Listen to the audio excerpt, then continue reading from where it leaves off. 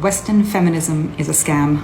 The feminist movement that I grew up in basically says you do not need a man. You can do anything that you want to in life without a man. Well, then, okay, I'd love for the feminists, please apply for the oil rigs.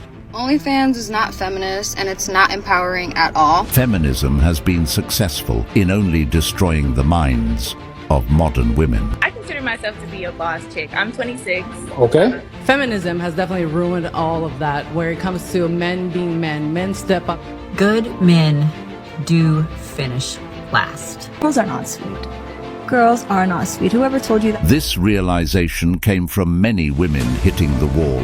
They found out the hard way.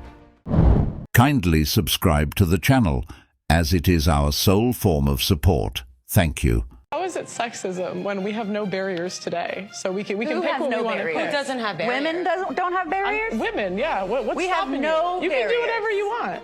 I can you? or you can? What's stopping you? I don't want to be friends with you. I don't want to be associated with you. And I need to say that very publicly so that this chapter can just be closed. Western feminism is a scam. I came across this video yesterday and a lot of things really rang true for me.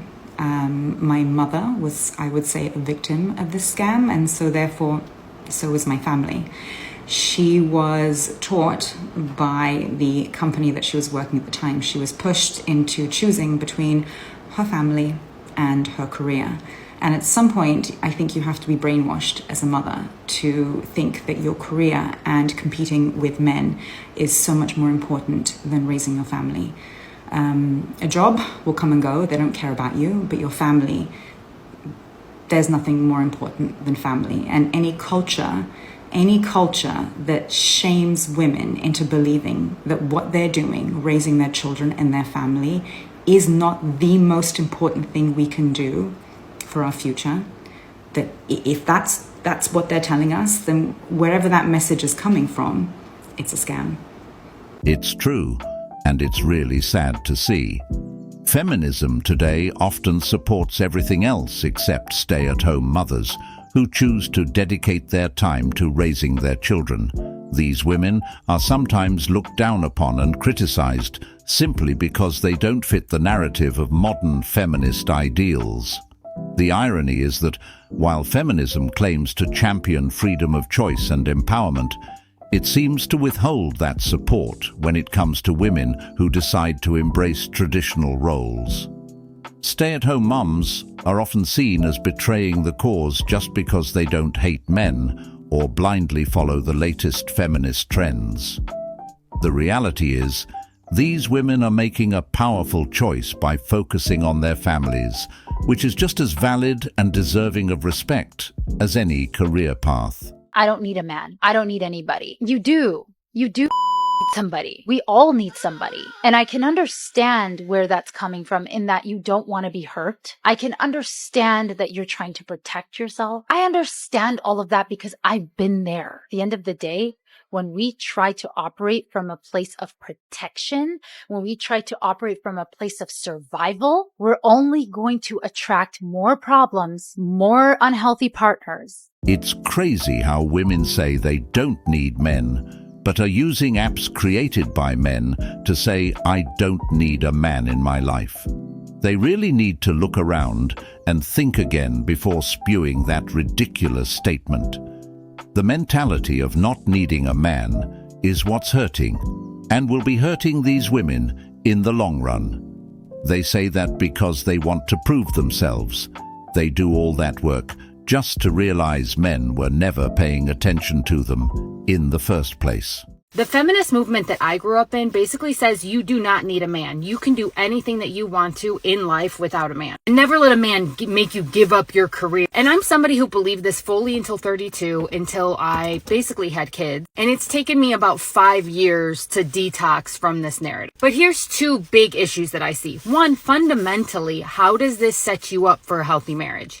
If every woman is led to believe that they don't need a man, that they can do everything themselves, and that a man is essentially just going to bring you down or damage you or make you give up your dreams in some way. How does that lead to a healthy marriage? The other major issue is that they only show one side of this narrative. And I love to use the analogy of working out. So they'll commonly tell you that in marriage, if you have to change yourself in any way for a man, they say it as a negative. And they'll just tell you that. They never talk about all the gains that you get. So let's talk about working out. So if somebody just told you, what's working out like? Oh, well, it's really difficult. You're not going to like it. Sometimes you're in pain. You sweat a lot. You'll be sore for days. You'll be really out of breath. Sometimes you think you won't even survive. If you just tell that aspect, somebody will be like, that's crazy. But that's not the truth about working out. That's a part of it. Then there's major benefits like longevity, living a vibrant life, looking great, feeling great, mental clarity, better mood, relieves depression, which, by the way, a lot of the things I just named are also tied to a healthy marriage, but they don't mention that part. Same.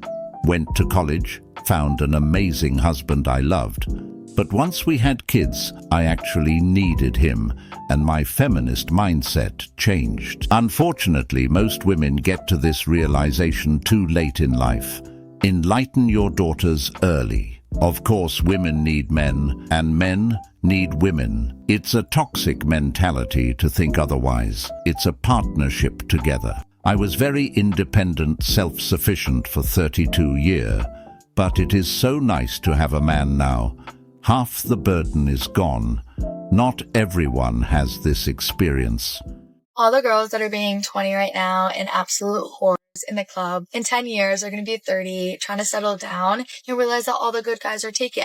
They're going to complain that they were ran through their whole life, but while they were partying for the past 10 years, all the good girls got cuffed by the good guys. Now, when they look at all the men that are options, they're going to be competing with the now 20-year-old good girls and be stuck. Why? Because all the good guys are gone. You missed your chance being a fucking whore, bitch.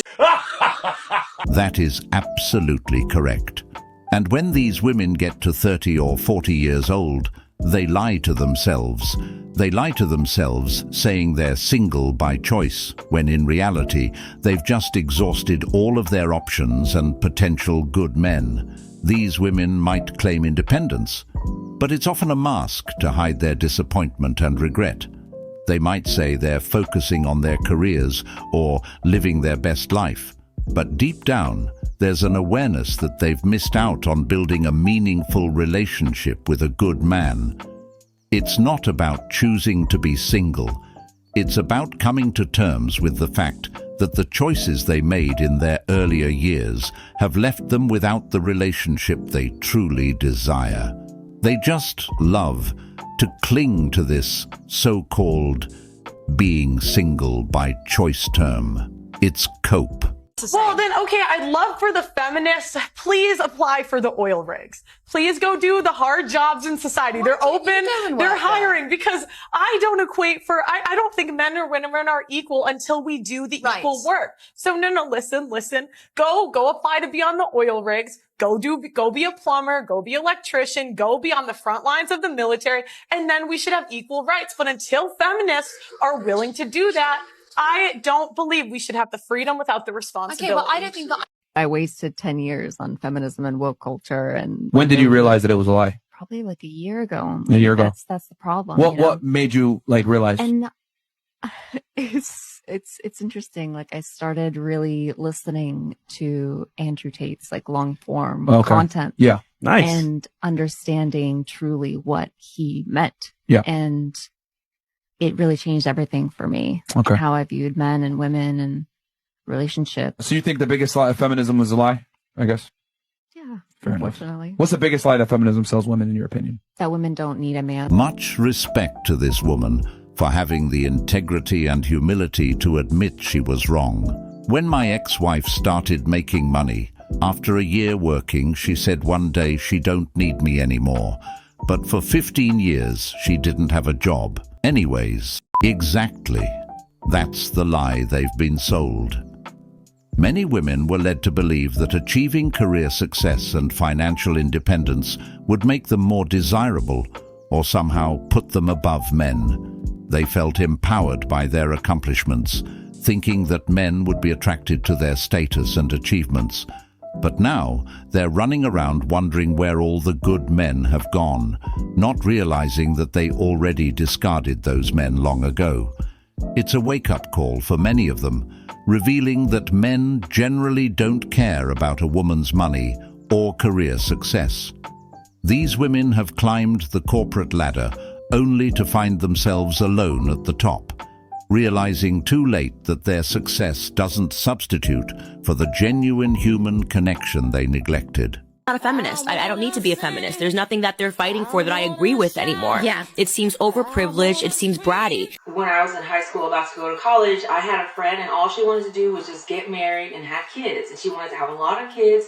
So she did that right out of high school. And I remember kind of judging her like, ew, why would you do that? You have no ambition. So then I kind of like really stopped talking to her because I thought, oh my God, what is that? Like, why would you just want to do that? And like, live with a man who makes the money and do that. Like, be independent, have some ambition and stuff like that. I was going to college, getting my degree that I'm not using at all, in debt. Not anymore, but was in debt. She ain't got no debt, and she got like 4 kids, and she's happy. I see her on Instagram. So, yeah, be independent, do this. Like, don't depend on no man, don't need no man. And now that I'm married, I'm like, I needed him. Where have you been, mister? I wish I never listened to modern feminism. Good. Because most women my age demographic realize it when it's too late to reproduce children. She'll learn her inner feminine is with his masculine. This is crazy. Because I thought it was about women supporting women and not women hating on other women's choices. And what people fail to understand is that feminism is a cancer in society that's destroying everything. Just think about how many women have been brainwashed by this feminist mentality, and men don't mind a woman being independent. The issue starts when she makes it her whole personality, and at that point, it becomes a turn-off. They just keep forgetting that the family structure is the backbone of society. These girls are lying. They are lying. They are not getting dressed up, going to the club, full face of makeup, hair extensions, eyelashes for themselves. Okay? Remove the Matrix microchip and answer the question from your honest gut, ladies. Come on. Come on, you're doing it for attention. You're doing it for attention from men. You're doing it because you naturally compete with other women. That's why you're doing it. Y'all, do you guys not understand there's a difference between being confident and being delusional? When you're confident, it makes you more attractive. When you're delusional, it makes you seem insane and it makes you less attractive. Every video I see of 3s and 4s saying they're 9s and 10s is literally insane. And it's funny because it's like, if you were a 10, your life would be different. You like, who are you comparing yourself to? When I give myself like a 6.5, that's because I'm smart enough to compare myself to every woman on the planet, including literal supermodels. I was watching a dating show this morning. This girl's like, I'm perfect. There should be a line of 9 million men around my house. Sweetie, if that was true, there would be, because there literally are women on the planet who could have literally probably any man that are solid 10s. There isn't a line because you aren't that. And you're insane, and you need to be humbled, and women aren't helping. They're making it worse. Part of the problem is because these women's ego have been boosted. These filters on these apps gives them the illusion that they're so beautiful, when in reality, it's not actually true.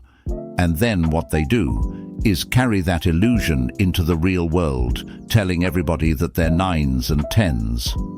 Let's also not forget the makeup, fake eyelashes and the brushes that's used to draw on their faces every morning. I guess in a way they're trying to love themselves, or is it just coping, turning a blind eye to the truth? Have you noticed that when women are complaining about men, they're usually complaining about the things that men have done to them? But when men are complaining about women, they're usually complaining about the things that women haven't done for them. The difference is male entitlement is much more dangerous than female entitlement. Women lose their lives every day for saying no, but go off about how misandry is just perpetrating the cycle of oppression. Y'all are so silly. Honestly, I think that girls as well, like, should we commit at this young of an age? Like, do we have the resources or the time to, like, commit to someone? Like, maybe not. Like, maybe we just want, like, the company for a little bit. I think that it's just, like, a deeper question overall. If you're older and you don't want to commit, then you have, like, some serious issues. But if you're young and you're just, like, trying to figure yourself out, then, like, maybe it's fine to not commit. Like the next 5-10 years, where do you see relationships going? Do you see people getting married more, staying single more, being with multiple women or multiple men? What do you see the future in dating and relationships in the near 5, 10, 50, 20 years? With the internet and with like what we have now, like everyone is more themselves. And if you're a person that doesn't commit, then you're not going to commit. And if you're a person that does commit, then you're going to commit. And like you'll find what you like want. You know, you reap what you sow. If a woman doesn't commit to a man during her best years, she often finds herself struggling to attract a quality partner when she's older. During those younger years, she might have plenty of options and opportunities. However, if she spends that time focusing solely on herself, chasing after fleeting excitement, or waiting for someone better to come along, she might miss out on a good man. As time goes on and she enters her later years, those opportunities start to dwindle. The reality is that as women age, they often become less visible to men who are looking for long-term partners. I consider myself to be a boss chick. I'm 26. Okay. Currently single. So, I mean, you were explaining to women that they are wasting their years being a boss chick. Why can't I build my life the way I want it without potentially just being a side chick? What do you want? A husband eventually. Eventually when? Definitely before I hit 30. So in 3 years, 8 months or so, you want to have a husband. Yes. Mm-hmm. How many children do you want to have? I want 2 children. Right. And after you're pregnant and married with your first child, do you want to have to work to pay significant bills? I do not. I would prefer to be cool. taking care of my kids. Okay, so by your calculations, what the fuck do you need to be a boss for if you're going to be a stay-at-home wife? After marriage, you don't want to hit a lick. You want to stay at home and raise your kids. That means he has to pay the bills. Then what are you the boss for? What is it doing for the bottom line for the family? Good men do finish last. And I'm going to tell you why.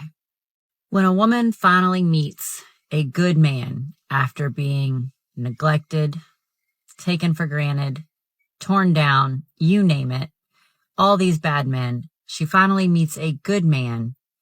She doesn't understand what she's done to deserve this kind of love. She doesn't know how to receive that love.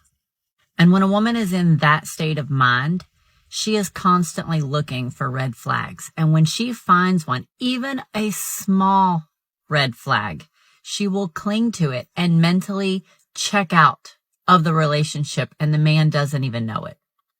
And this is where a good man does what good men do, and they will continue to fight and give grace and time, thinking that she will come around, because he has no idea that she has already mentally checked out of that relationship. And trust me when I say that no good man would willingly choose to stay and fight for a relationship where he is not wanted.